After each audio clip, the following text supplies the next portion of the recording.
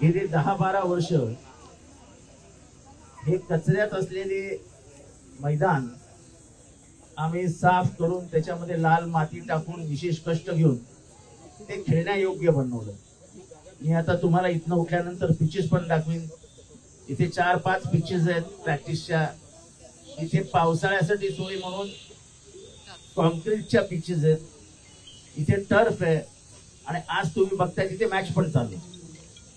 आज ही सगळी लहान पोरं जी आली आहेत ती दररोज इथे खेळायला येतात। तुम्ही यांना विचारू शकता, मी कधीही मैदानावर येत नाही। माझं काम आहे फक्त सोय करून देणं आणि आपल्या पोरांना एक खेळण्याची जागा आणि त्याच्यातनं चांगले खेळाडू तयार करणं, एवढ्या एकाच उद्देशाने हे मैदान तयार करण्यात आलं। आता मी तुम्हाला सांगतो की 13 वर्षाखालील भास्कर ट्रॉफी इथली 10 मुलं सिलेक्ट झाली। मागील वर्षी 14 वर्षीय मुंबईच्या टीम मध्ये आर्यन विचारे हा लेफ्ट आर्म स्पिनर सिलेक्ट झाला। आज 9 गरीब पोरांना इथे मोफत प्रशिक्षण दिलं जातं। नीलम तावडे ही कळव्याची कन्या 23 वर्षाखालील मुंबईच्या संघात खेळायला सावंतवेटीला आज गेली आहे। काही चांगल्या खेळाडूंना आज इंडोर प्रॅक्टिस मोफत दिली जाते व अशा दुसऱ्या कुठल्याही ठिकाणी अगदी ठाण्यात सुद्धा होत नाही। असं असताना हे कुठल्याही पक्षाचं व्यासपीठ न करता हे अकॅडमीच्या हातात दिलं आणि सकाळी 5 वाजता ही पूजा हे मैदान उघडते आणि दिवसभर ती मैदानातच असते। त्या आई वडील जे आले त्यांना सगळ्यांना माहिती आहे की या मैदानात पूजाच असते आणि पूजा हे सगळं मैदान पाहत असते। इथे कुठल्याही प्रकारचा राजकीय हस्तक्षेप होत नाही। असं असताना अचानक या राज्याचे उपमुख्यमंत्री अजित पवार यांनी 5-6 दिवसापूर्वी इथले कलेक्टर, इथले सीपी, इथले म्युनिसिपल कमिशनर आणि इथले सुप्रिंटेंडंट ऑफ पोलीस ग्रामीण भाग या चौघांना आपल्या केबिन मध्ये बोलवलं, म्हणजे देवगिरी बंगल्यावर बोलवलं आणि त्यांना त्यांच्या भाषेत सांगितलं। त्यांची भाषा कशी आहे हे उभ्या महाराष्ट्राला माहिती आहे। हे मैदान उघडं कसं काय? या मैदानाला ताबडतोब टाळं लावा। संध्याकाळी महसूलचे अधिकारी आले आणि टाळं लावून गेले। ते महसूलचे अधिकारी पण सांगत होते की चुकीचं आहे, कारण का मागचे जे कलेक्टर होते राजेश नार्वेकर यांच्याकडे देखील तक्रारी गेल्यानंतर राजेश नार्वेकर मैदानात आले होते न सांगता आणि त्यांनीच मग महसूल अधिकाऱ्यांना सांगितलं की एवढी चांगली लहान पोरं तिथे खेळतात, कशाला आपण मैदान बंद करायचं? एक तर कळव्यात कुठेही मैदान उपलब्ध नाही आणि हे मैदान जर तसंच राहिलं असतं तर इतर ठिकाणी जशा झोपडपट्ट्या मैदानात झाल्या आहेत तशा झोपडपट्ट्या झाल्या असत्या। आज ठाण्याचं सेंट्रल ग्राउंड इथे दररोज जवळजवळ 500-700 पोरं येऊन खेळतात। ते ग्राउंड कोणाचं आहे माहिती आहे? ते ग्राउंड एअरफोर्सचं एअरफोर्स। ते कधीही बंद करू शकतात, पण त्यांनीही खेळायला लोकांना जागा मिळाली पाहिजे या एकाच उद्देशाने ते ग्राउंड ओपन ठेवलंय। आम्ही काय इथे वाईट प्रोग्राम करतो का? मध्यंतरी श्रीकांत शिंदे म्हणजेच शिंदे साहेबांची जी शिवसेना त्यांनी इथे 3 दिवसाचा कार्यक्रम आयोजित केलेला, कोणी त्याला अडसर केला? इथे मध्यंतरी खेळ पैठणीचा एका राजकीय पक्षाने हे केलेलं, कोणी त्यांना अडवलं? माझ्याकडनं आजपर्यंत एकदाही राजकीय व्यासपीठ इथे लावण्यात आलेलं नाही। असं असताना अजितदादांनी हा हुकूम का दिला? ज्याला कोणाला आमदार बनायचं आहे त्यांनी जरूर आमदार बनावं, पण आमदार बनताना या उमळणाऱ्या कळ्यांना कुस्करून टाकण्याचं काम कोणी करू नये। इथे कित्येक संध्याकाळी आई वडील आपल्या मुलांना हाताला धरून घेऊन येतात, बसतात आणि नंतर संध्याकाळी जाताना परत घेऊन जातात। सकाळी देखील पोरं प्रॅक्टिसला येतात आणि इथलेच नाही तर मुंब्रा ठाण्यातले पोरं पण इथे प्रॅक्टिसला येतात, कारण का अशी सोय कुठेही उपलब्ध नाही। भिवंडीची पण पोरं येतात। आता हे जे आहे बाथरूम, ज्याला ते अतिक्रमण म्हणतात, त्या बाथरूम मध्ये सगळ्या पोरी जातात, सगळे कपडे बदलतात। आता अजित पवारांची काय इच्छा आहे की यांनी झाडाखाली बसावं काय? आणि नको ती दादागिरी कशाला? महाराष्ट्रात खूप कामं करण्यासारखी आहेत, आणि लावायचंच, लॉक लावायचंय ना तुम्हाला, तर बाजूला 72 एकर जमीन आहे, इंच आणि इंच खाल्ली जाते. मी दर वेळेस विधानसभेमध्ये बोंबलतो की ही थांबवा, जरा चौकशी करा तिथे किती इलिगल बिल्डिंग झाल्या आहेत, आणि हिंमत असेल अजितदादा तर त्याच्यावर कारवाई करायला सांगा. हे लहान पोरांची मैदानं बंद करून तुम्ही मर्दमुखी गाजवत नाहीये.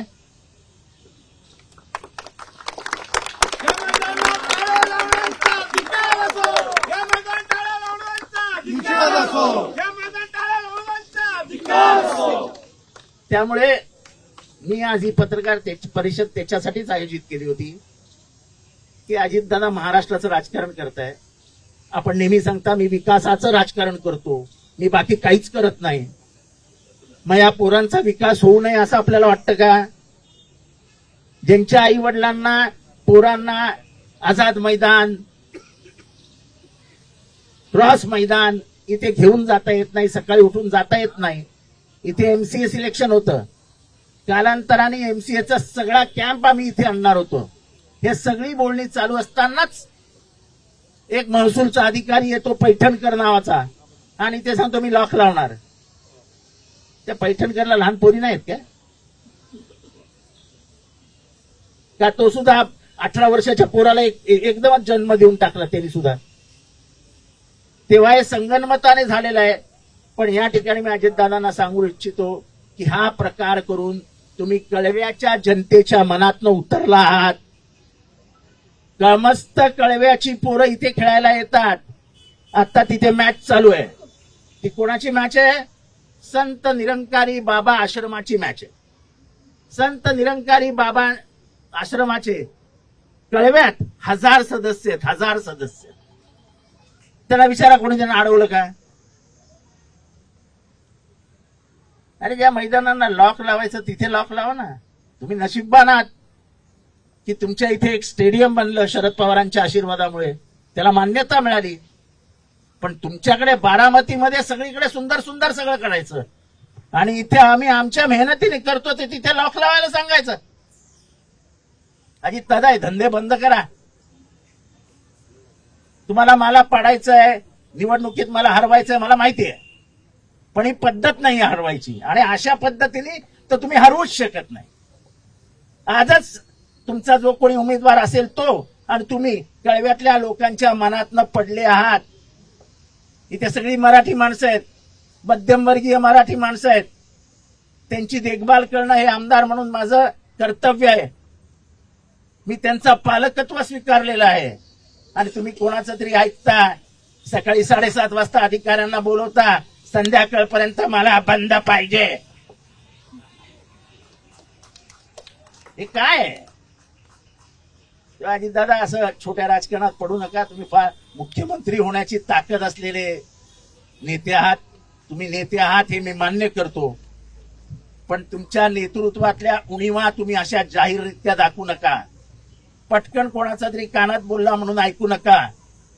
आणि आम्ही उद्या जर आम्हाला खेळायला बंदी घातली तर आई वडिलांसकट आतमध्ये इथे बसू आणि आमरण उपोषणाला सुरुवात करू. आम्ही दादागिरी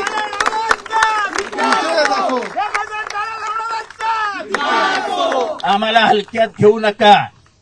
केवळ जितेंद्र आव्हाडला त्रास द्यायचा, त्याला निधी द्यायचा नाही, त्याला कुठेतरी अडवायला बघायचा, त्याला खोट्या केसेसमध्ये अडकवायचं, हे सगळं चालेल.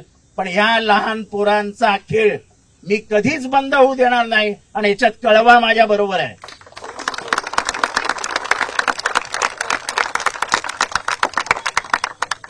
तेव्हा दादा मी आपल्याला हात जोडून विनंती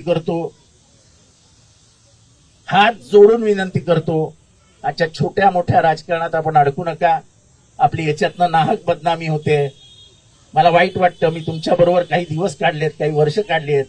अशा बदनामीचा कलंक आपल्या माथी लावून नका की एका गावातल्या लहान पोरांचं भविष्य अजितदादाने टाळं लावून बंद करून टाकलं. आपण भविष्य घडवणारी, विकसनशील विचार करणारी माणसं आहोत. त्याला कुठेतरी धक्का लावू नका.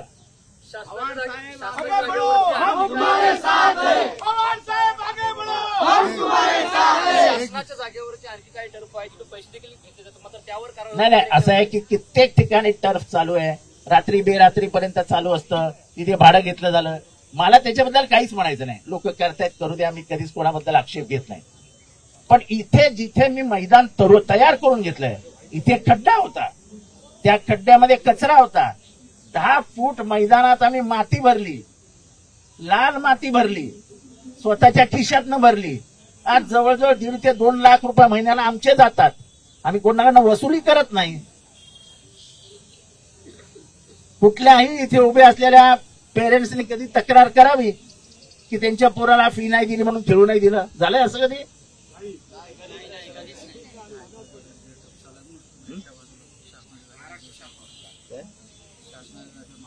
हे इथे बघा ना, हे इथे तुम्हाला दाखवतो, इथे ब्रिजच्या बाजूला केवढं मोठं टर्फ तयार केलंय.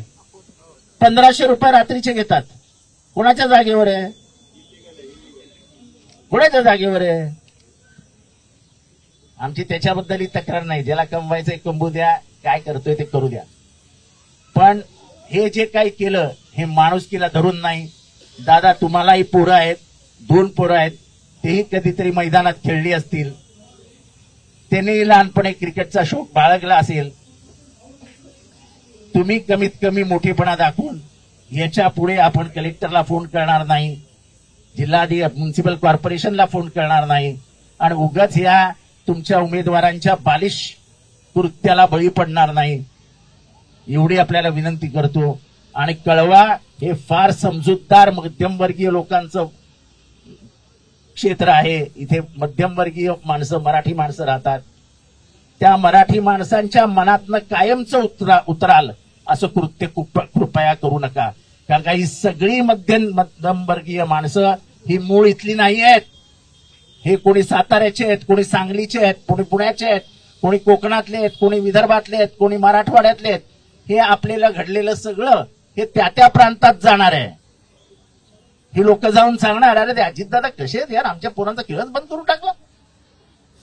तेव्हा हा कलंक आपल्या माथी लागून घेऊ नका अशी मी हात जोडून आपल्याला विनंती करतो. आणि हे प्रकरण इथेच थांबवा, नाही तर संघर्षाची ठिणगी पडली तर आम्हीही मागे जाणार नाही, एवढं लक्षात ठेवा.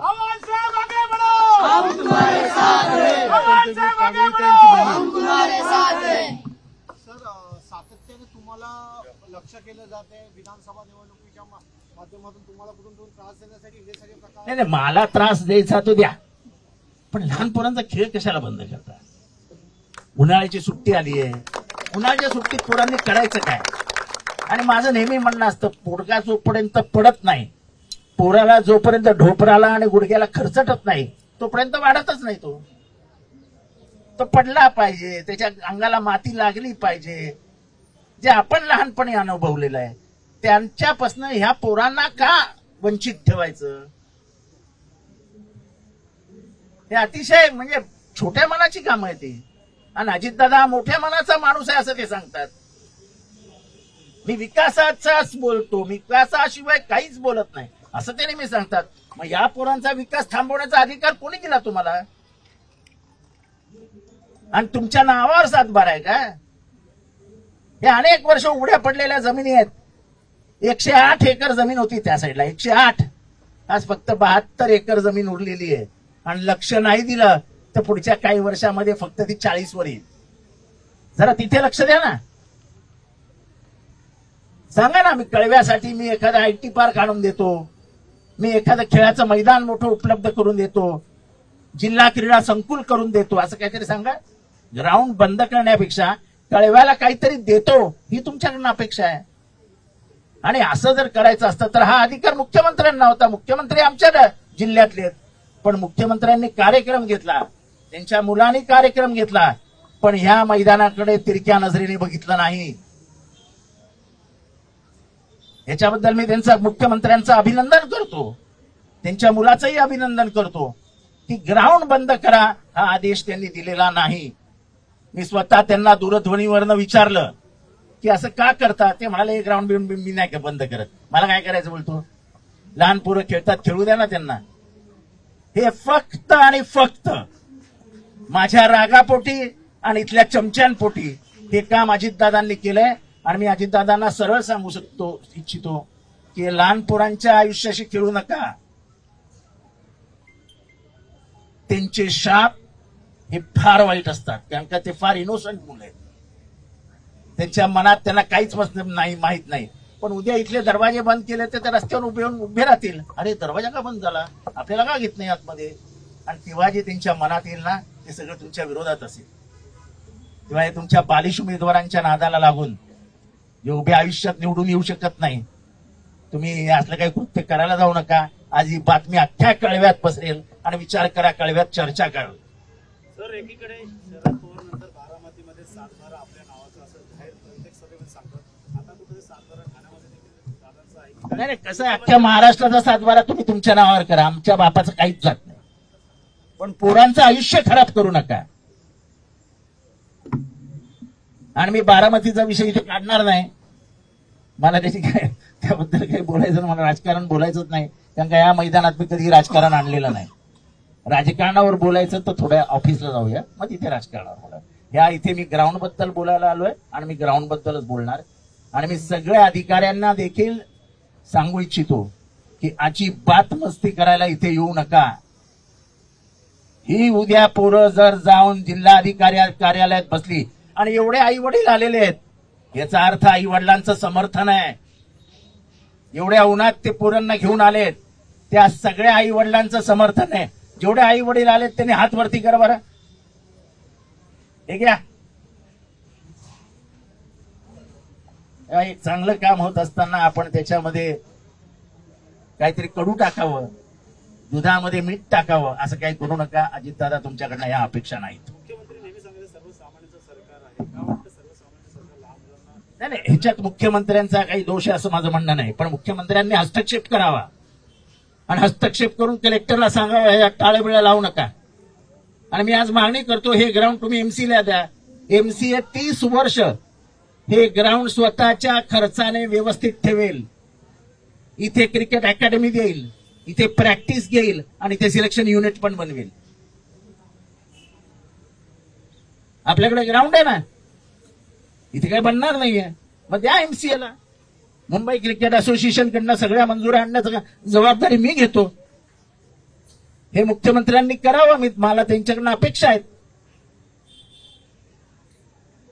त्याच्यामुळे राजकारणाची पातळी खालावते काय? राजकारणाची पातळी अतिशय घाणेरड्या स्तरावर चालली आहे. जितेंद्र आव्हाडला पाडायचा म्हणून त्याला निधी द्यायचा नाही. जितेंद्र आव्हाडला पाडायचा म्हणून जिल्हाधिकाऱ्यांना फोन करायचे, माझी कामं अडवून ठेवायची, माझ्या फायली अडवून ठेवायच्या. हे अजितदादा कधीपासून करायला लागले हेच मला समजत नाही. या भावनेतनं लहान निरागस निष्पाप मुलांच्या भावनेशी कुठे खेळ खेळला जातो का? नक्कीच खेळला जातोय. उद्या जर मैदान बंद झाले तर पांढऱ्या वेशातले आलेले ही चिमुकली पोरं बघा ना, त्यांचे वय बघा, ही वय बघा, ही पोरी. अरे किती पोरी पुढे आहे, जरा पोरी बाकीचे मॅच खेळायला गेले. इथे बसलेला ना काय.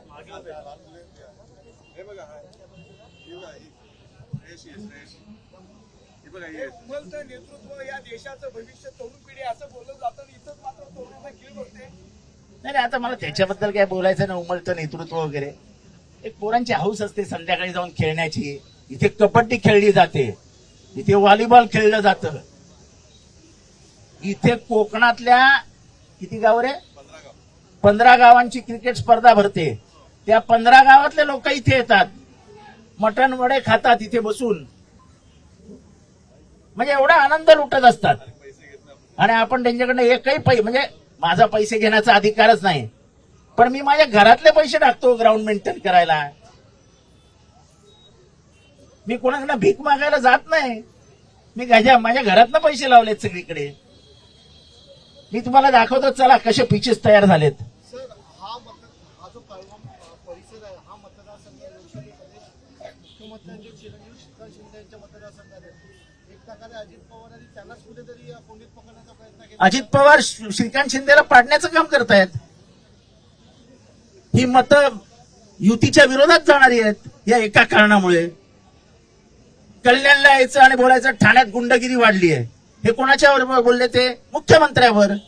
हा, तुमच्याकडे शरद मोहोळची हत्या झाली, परवा इंदापूरला हत्या झाली, त्याच्याकडे जाऊन बघा ना. आमच्या मुख्यमंत्र्यावर कशाला बोलता?